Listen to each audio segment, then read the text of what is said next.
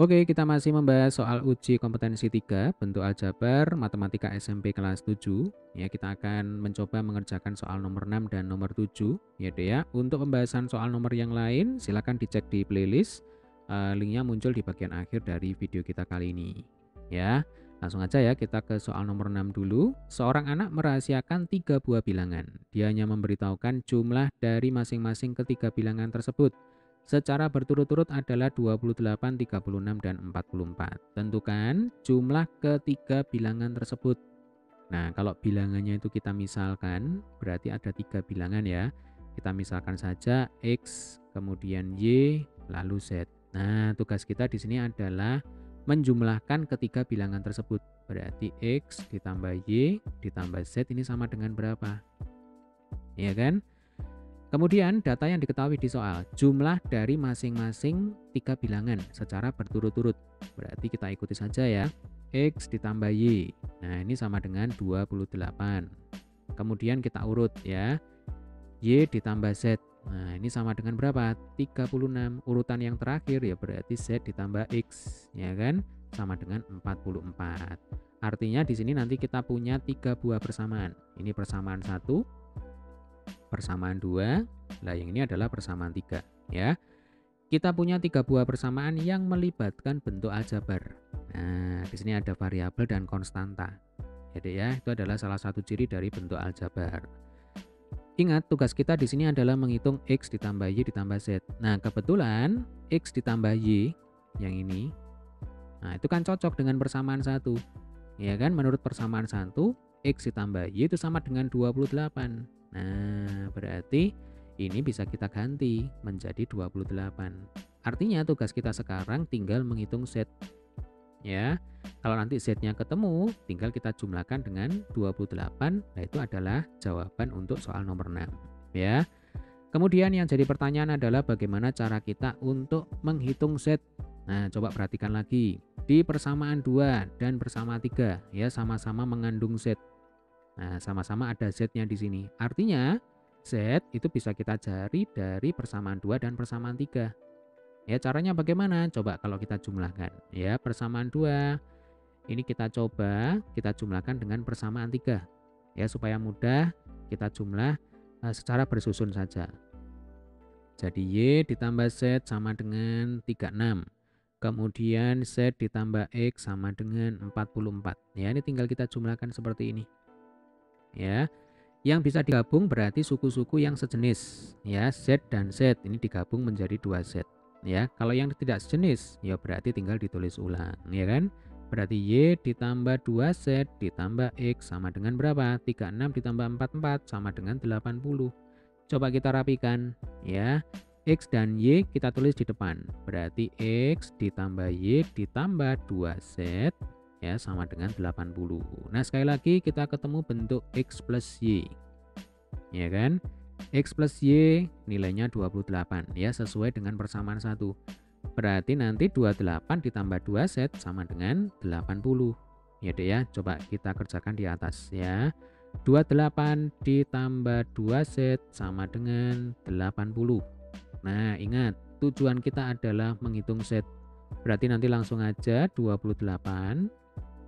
Ini kita pindah ruas ke kanan. Nah, kalau pindah ruas yang semula plus jadi minus. Ya dek ya, berarti 2Z sama dengan 80 dikurangi 28 ya. 80 dikurangi 28 itu kan sama dengan 52. 2Z sama dengan 52. Berarti Z sama dengan 52 dibagi 2.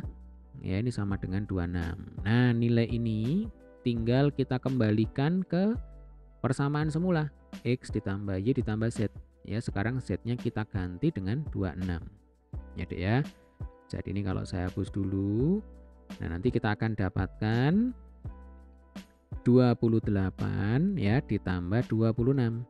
28 ditambah 26 sama dengan 54. Nah, ini adalah penyelesaian untuk soal nomor 6. Ya, jumlah ketiga bilangan tersebut adalah 54. Oke, gampang ya. Kita lanjutkan ke soal nomor 7. Misalkan M dan N adalah bilangan bulat positif.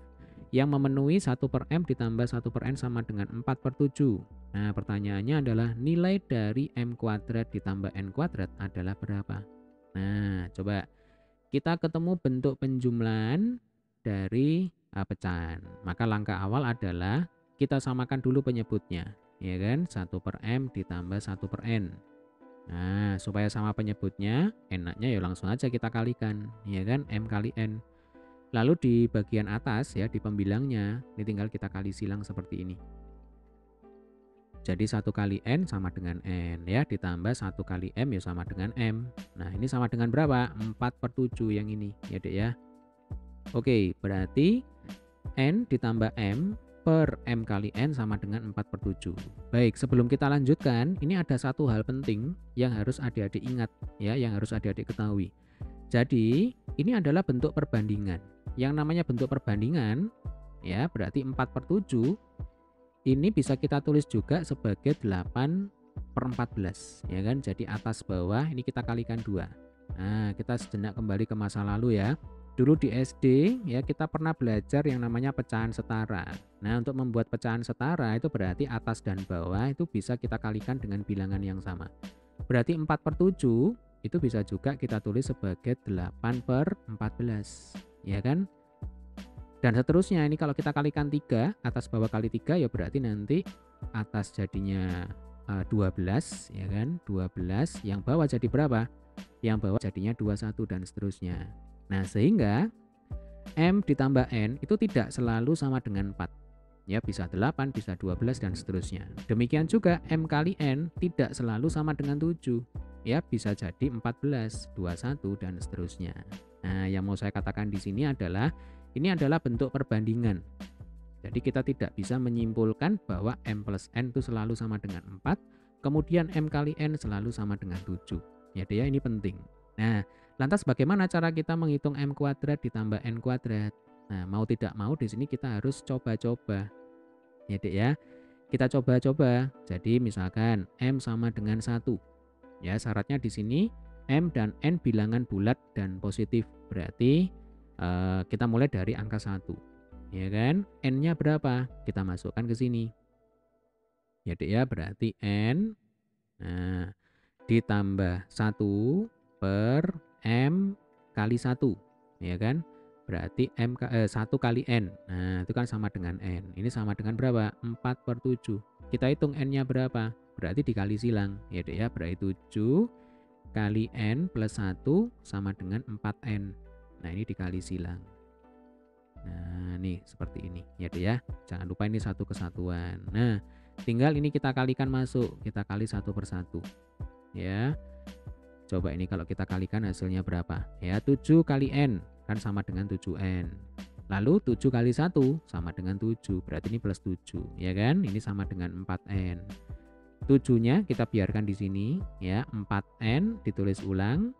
Kemudian 7n ya, ini kita pindah ke kanan jadinya min 7n. Nah, 4n dikurangi 7n itu kan sama dengan min 3n. Berarti 7 sama dengan min 3n ya. Maka n sama dengan min 7/3. Nah, artinya ini tidak memenuhi. Ya Dek ya, TM itu tidak memenuhi. Kenapa? Karena syaratnya adalah m dan n harus bilangan bulat positif ya. Ini negatif dan bilangan pecahan, bukan bilangan bulat. Berarti ini tidak memenuhi. Coba kita lanjutkan ya. Misalkan di sini m sama dengan 2, kita hitung n-nya berapa? Ya, berarti langsung kita masukkan ya, caranya sama. Jadi n ditambah 2 dibagi m kali n. Ya kan? Sekarang m-nya 2, berarti ini 2n. Nah, sama dengan berapa? 4/7. Selanjutnya caranya sama, ini tinggal dikali silang. Ini dikali silang, ini juga dikali silang, ya kan? Coba kita hitung sama-sama ya. Berarti 7 kali berapa? N ditambah 2 sama dengan berapa? Langsung ya Dek ya, 4 kali 2n itu kan sama dengan 8n. Nah, ini kita kali masuk lagi. Kita kalikan 1/1. Ya, coba kita hitung sama-sama. 7 kali n sama dengan 7n, ya kan? 7 kali 2 sama dengan 14. Nah, ini sama dengan 8n. Nah, 7N ini langsung kita pindah ruas ke kanan ya. Jadi 14 sama dengan 8N dikurangi 7N. Nah, 8N dikurangi 7N itu kan sama dengan 1N, ya kan? Atau N saja. Nah, 14 sama dengan N, artinya N ya sama dengan 14 kan, dibolak-balik sama aja. Berarti ini memenuhi, ya Dek ya. Ketika M-nya sama dengan 2, ya, M sama dengan 2, maka N sama dengan 14. Ya sudah, ini penyelesaiannya, ya. Yang ditanyakan adalah M kuadrat ditambah N kuadrat. Nah, kita ikuti saja. Ya, berarti M kuadrat ditambah N kuadrat. Tadi kan penyelesaiannya sudah ketemu, ya kan? M-nya 2, N-nya 14. Bilangan bulat positif, dua-duanya bilangan bulat dan dua-duanya adalah bilangan positif. Kita masukkan ke sini, ya. Berarti M kuadrat 2 kuadrat, ya kan? N kuadrat berarti 14 kuadrat, ya. Ini kuadrat ya Dek ya. Nah, seperti ini. 2 kuadrat sama dengan 4.